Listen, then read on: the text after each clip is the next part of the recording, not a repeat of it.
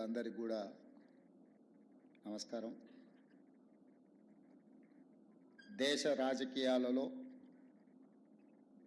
ఒక ప్రజాస్వామిక స్ఫూర్తిని సమయం సందర్భం వచ్చినప్పుడు ప్రజాస్వామ్య పరిరక్షణలో భాగంగా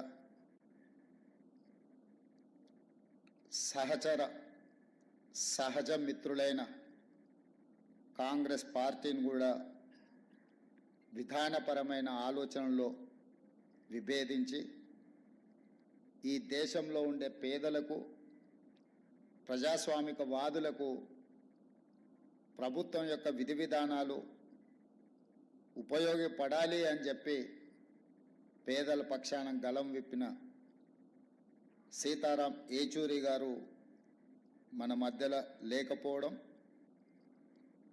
తీరని లోటు. కానీ వారి ఆలోచన విధానం, వారు విద్యార్థి దశ నుండి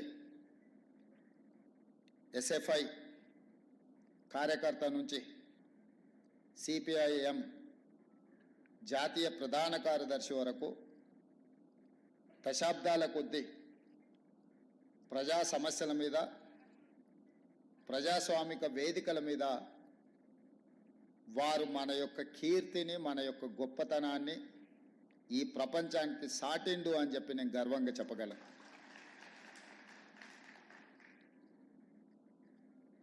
వారిని నేను తక్కువ కలిసిన, కాకపోతే పిసిసి అధ్యక్షుడు అయిన తర్వాత ఒక 2 సార్లు కలవడం జరిగింది.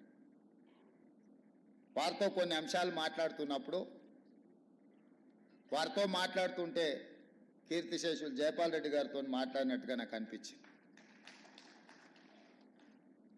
ముఖ్యంగా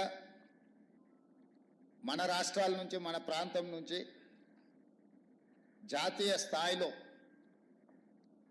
సిద్ధాంతపరంగా కానీ, విధానపరమైన ఆలోచన విధానంలో కానీ జైపాల్ రెడ్డి గారి సమకాలికులు సీతారాం ఏచూరి గారు అని చెప్పి మనం గట్టిగా చెప్పొచ్చు.